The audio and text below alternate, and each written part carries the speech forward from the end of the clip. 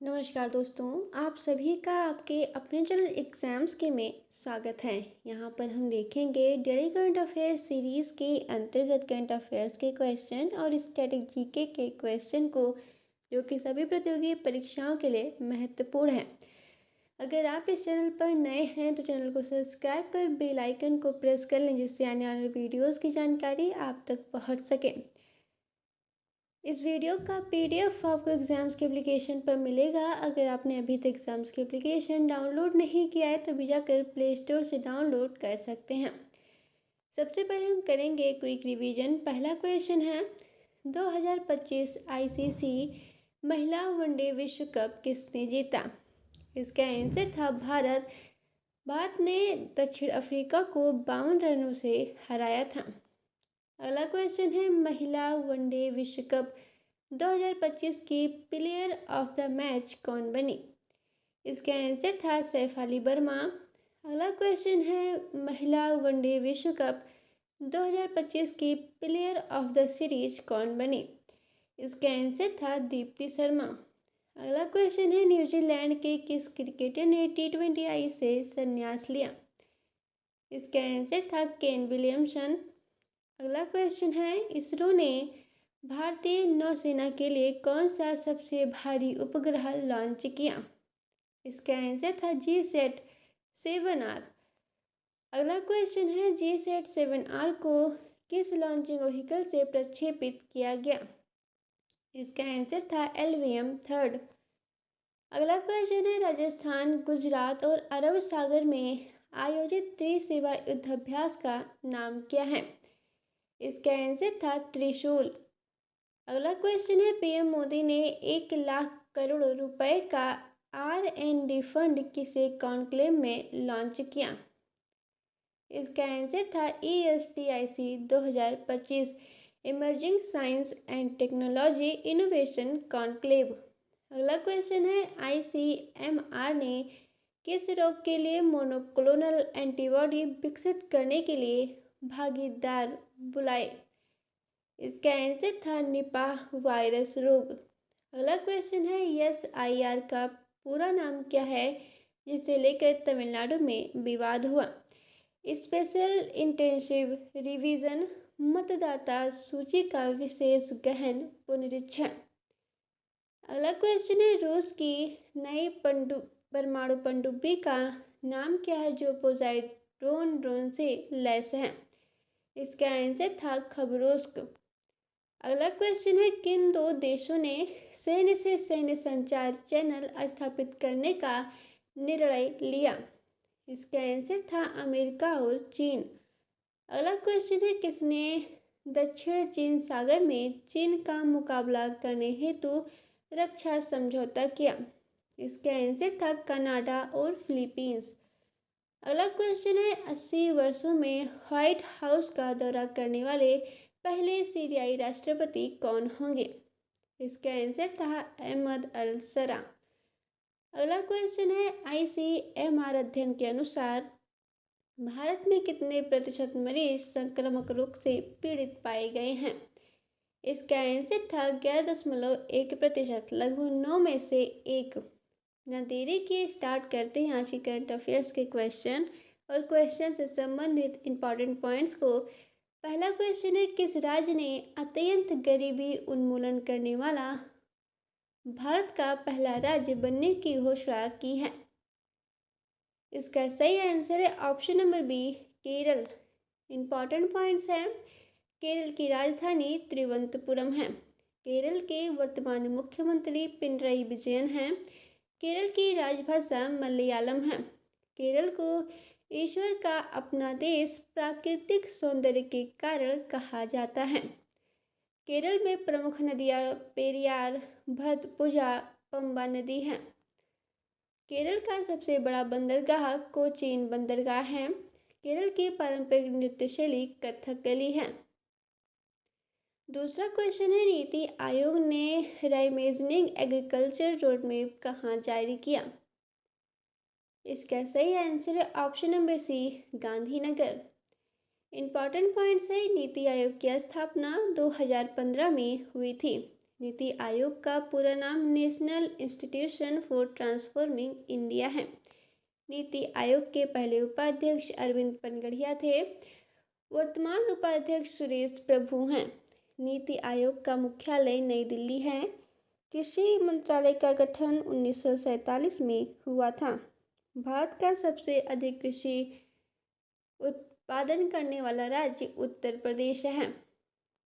तीसरा क्वेश्चन है, सेबी ने किस सूचकांक में वेट कैपिंग और इंडेक्स नियम कड़े किए? इसका सही आंसर है option number C, bank Nifty.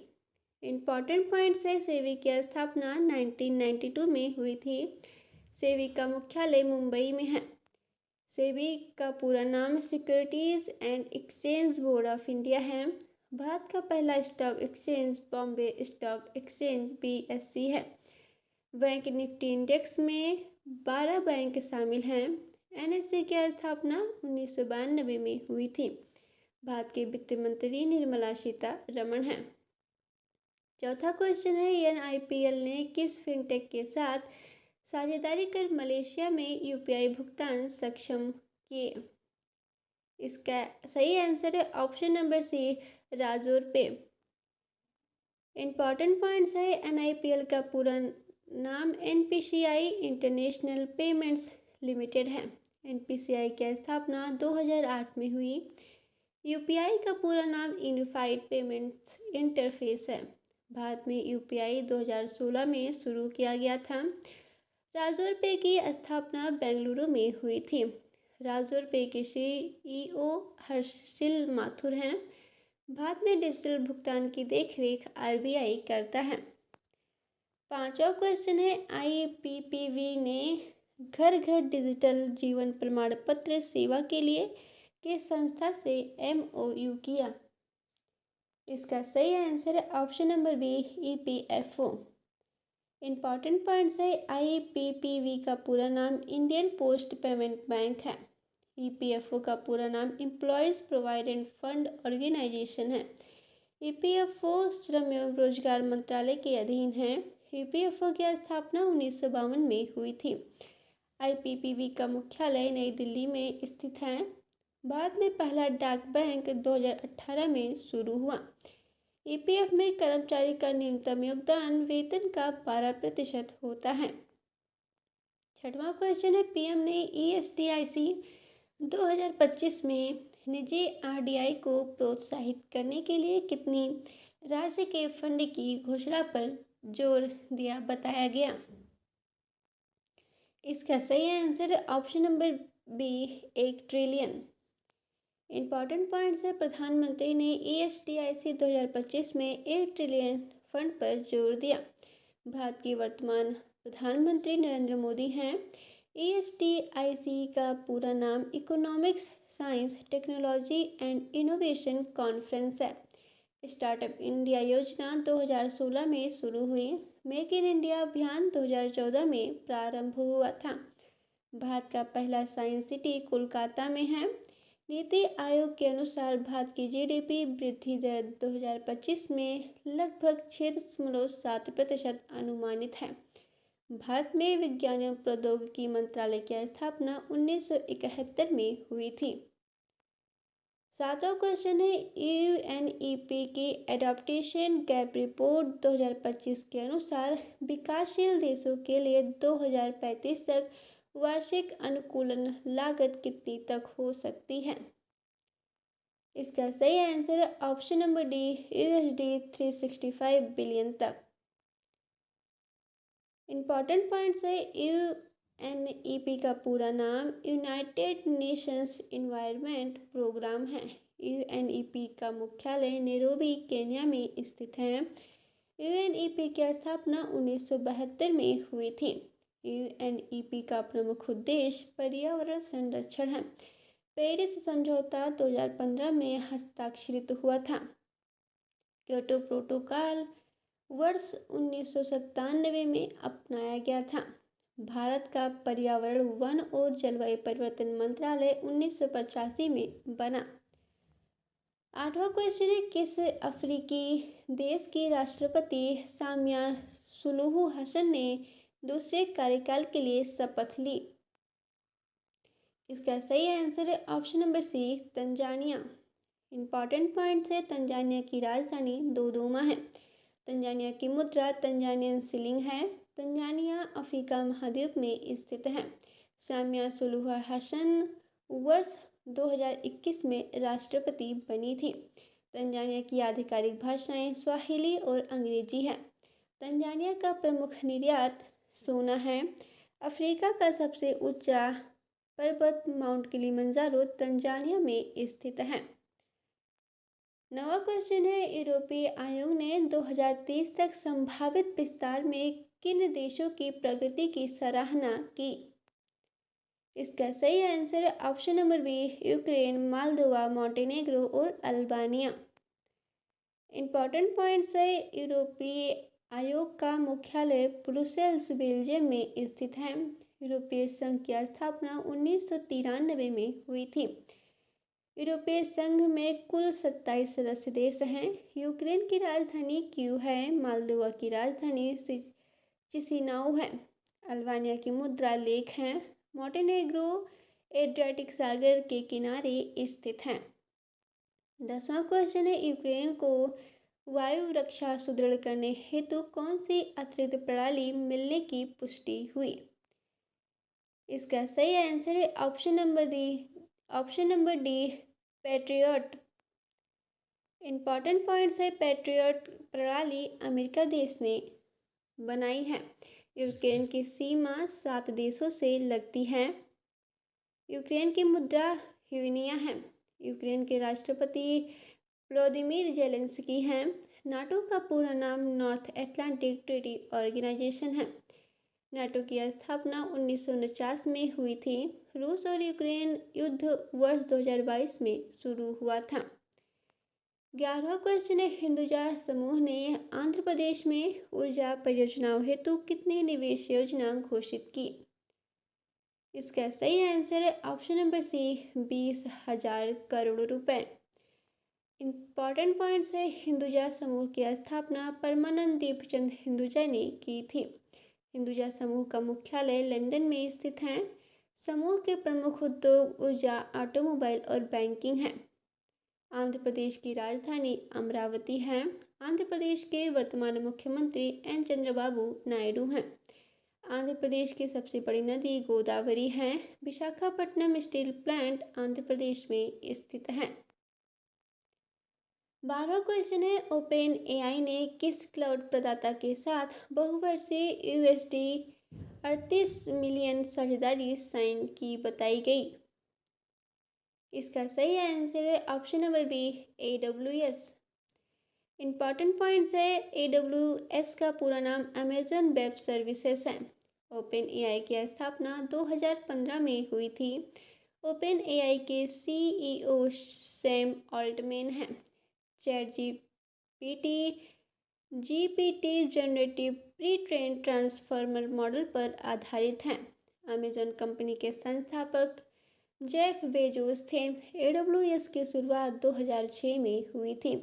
Microsoft azure की शुरुआत 2010 में हुई थी।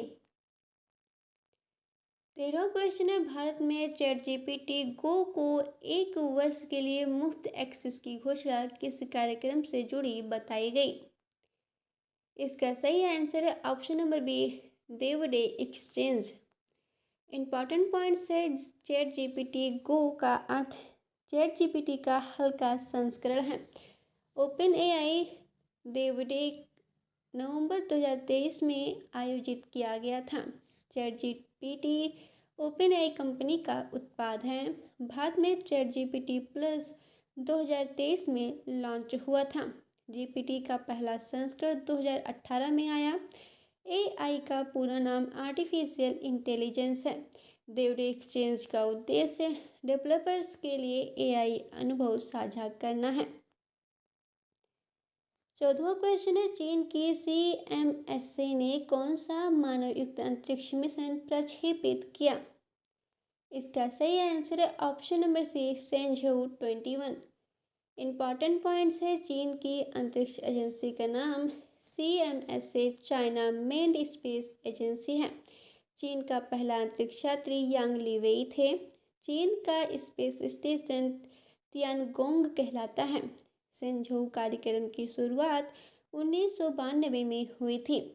चीन का पहला उपग्रह डोंगफोंग होंग 1 था।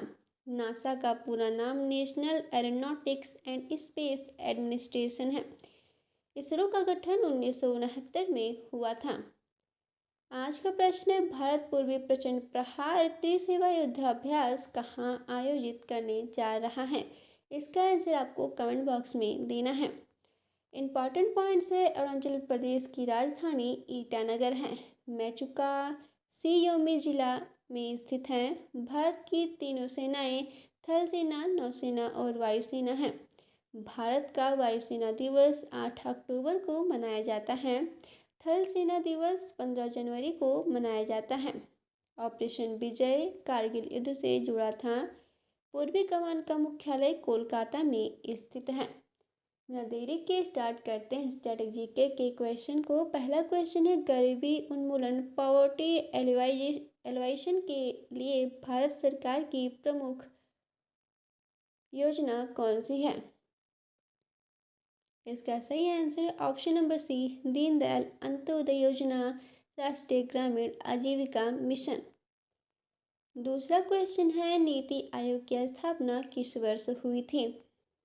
इसका सही आंसर है ऑप्शन नंबर सी, 2015।